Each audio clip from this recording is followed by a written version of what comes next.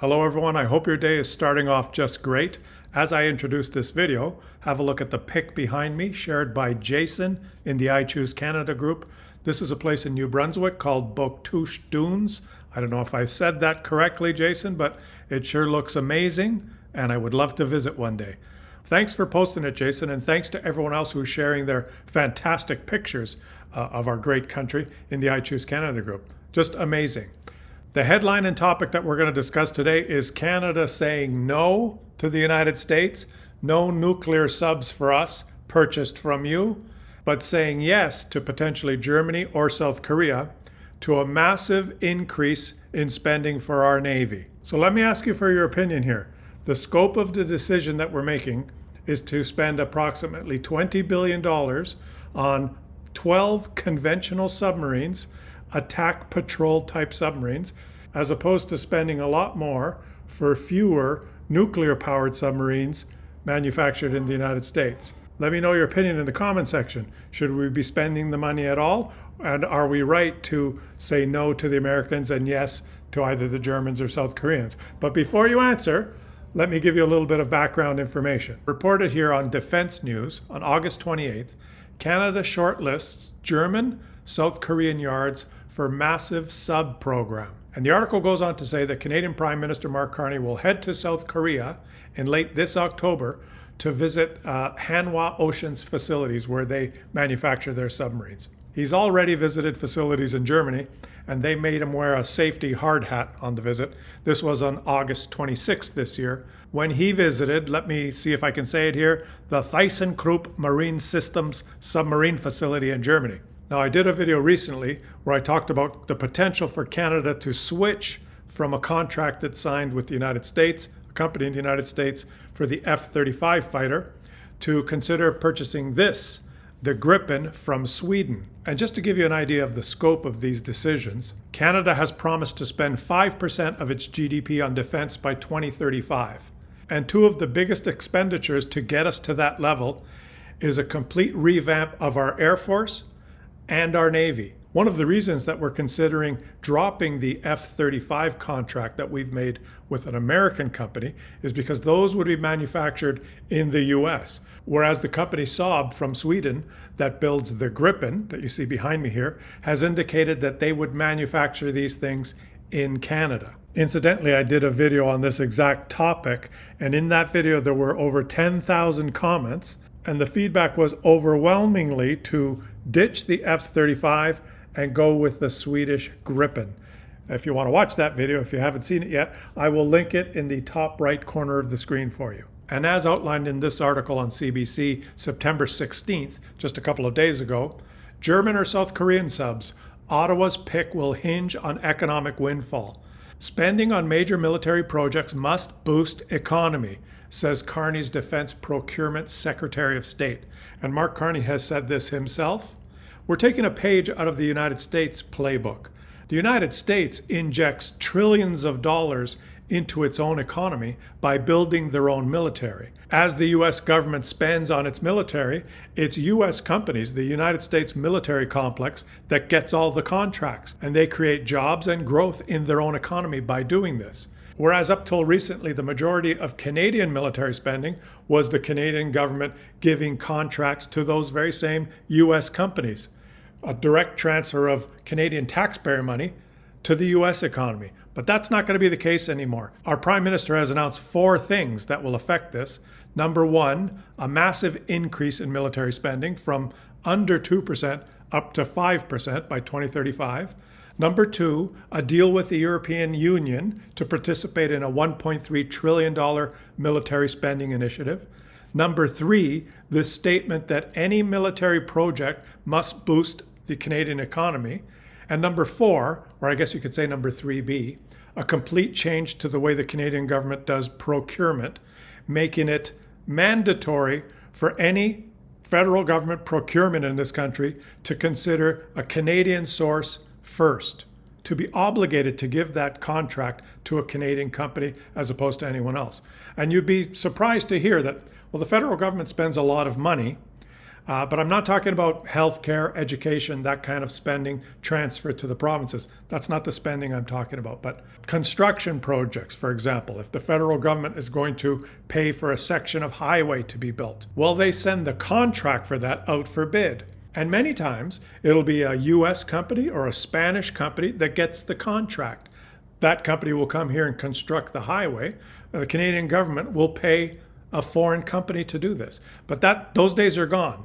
Now, federal procurement will necessarily have to choose Canadian companies. And that's a great idea because those Canadian companies can then take these contracts and have the work and pay their workers within our own country, use Canadian materials, and make profits here and pay tax here. Regarding these submarines, the article goes on to say that Ottawa will favor the pitch that creates the most Canadian jobs when deciding whether to award the contract for a dozen new submarines to a German or a South Korean consortium. And now that these companies know that we're serious, that we're actually going to spend this money and award the contract, headline here on CTV News, September 11th, South Korean shipyard sweetens its submarine sales pitch to Canada. Hanwha Oceans is floating various industrial technological benefit collaborations that could involve investments in Canadian lithium-ion battery production, liquefied natural gas, aerospace, steel, critical minerals, and sustainable energy. We know that there's a requirement in the Canadian military for howitzers. The offering has evolved beyond submarines because what the Canadian government is looking for is beyond submarines. It's true industrial capacity in Canada. So this particular company understands the view of the Canadian government that any deal we make is going to have to include building in Canada. And they're offering a bigger collaboration.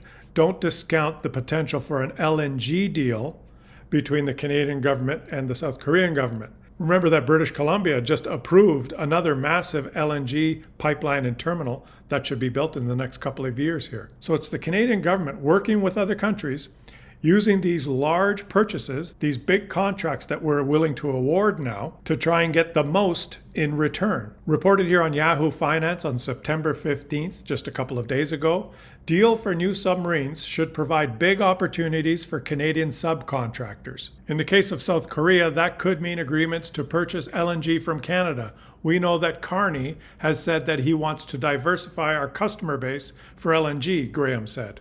Who's Graham?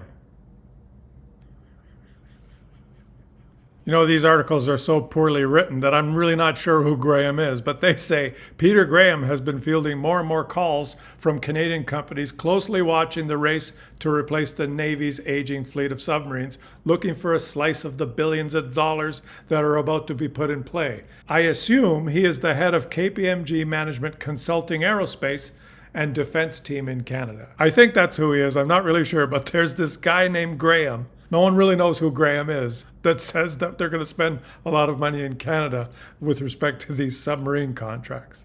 And if Graham says we're going to do it, Graham must know what he's talking about. The competition to the South Korean company is a German company called ThyssenKrupp Marine Services, or TKMS, an established submarine maker that supplies the vast majority of NATO's conventional submarine fleet. It's pitching Canada on the new 212CD subs, which it is manufacturing for the German and Norwegian navies. They run on hydrogen fuel cells and diesel engines and are based on the older 212A used by Germany and Italy. TKMS's hard sell is the interoperability and resource sharing with NATO allies who will use the same submarines. Germany and Norway have already ordered 12 that are in the queue. So if Canada joined, it would be stuck at the back of the line, and it would have to work out deals with the company and other customers on delivery dates. The other finalist from Korea, Hanwha Oceans, makes the KSS-3 submarine. It's used by the Republic of Korea and runs on lithium-ion batteries. Hanwha's hard sell is how quickly it can supply Canada with vessels. If it gets the contract by next year, the company said it can deliver its first sub by 2032, a total of 4 subs by 2035, and then another sub each year following. The company has yet to export one of these new submarines to another nation, however. Now, what is Canada looking for in a submarine purchase? Here on this CTV News article, they continue, while the procurement comes with a decidedly unflashy name, but I think a proper name, Canadian Patrol Submarine Project, patrolling is the key task that these submarines will have, as opposed to the nuclear submarines that we could have potentially bought from the United States. A completely different type of vessel. The advantages of a nuclear-powered submarine are, of course, that it has virtually unlimited power and can stay out longer. And the United States uses these as a constant wandering invisible fleet of first strike launch potential for their military. Now, Canada's not interested in that, so we said no to the nuclear-powered submarines. This is a picture of the submarine that the German company is offering, the 212CD. And this is a picture of the one offered by the Korean company, the KS-3. They both look like submarines to me, so I will defer to our military experts on which one is the better model, and I'll defer to our government on which company is offering the best deal. But for those of you who are interested, this CBC article goes on to explain some of the differences. The two submarine proposals are significantly different. The South Korean KSS-3 is bigger than its German-Norwegian rival. Both the KS-3 and the Type 212CD are diesel-electric attack submarines capable of firing torpedoes and submarine-launched ballistic missiles. Rather than relying on traditional lead-acid batteries, both boats draw their power from lithium batteries, which allow for greater cruising speed and longer submerged times. Both proposals claim their boats can remain submerged for 3 weeks or more, a key requirement for operations in the Canadian Arctic. The approximate cost of the South Korean proposal is $20 billion to $24 billion for 12 submarines. The cost of the German-Norwegian proposal at this time is still unknown. The key takeaway here is that Canada is significantly increasing its military spending, both on the Navy with these submarine purchases and on the Air Force, with all of those purchases being linked to economic benefit here in Canada, manufacturing here in Canada, a boost for the Canadian economy, not just simply sending the money down to the United States and letting them build the stuff for us. So I think this is a great way of proceeding. We definitely have to increase our military spending and get our military back in shape. And while we do that, which is a necessity, let's try and boost our own economy. So let me know what you think in the comment section. Who should we buy these submarines from? The South Korean company or the German company? Is it a good idea to buy the submarines? Should we be increasing our military spending at all? I'm interested in hearing your insights and feedback in the comment section. Thanks for watching, guys. Subscribe to my channel if you're enjoying my content. If you want to support my work monthly, consider becoming a channel member by clicking the join button below. Leave your comments. Let me know your thoughts. See what your perspective is on this issue. Have a fantastic rest of your day, and I'll catch you all on the next one.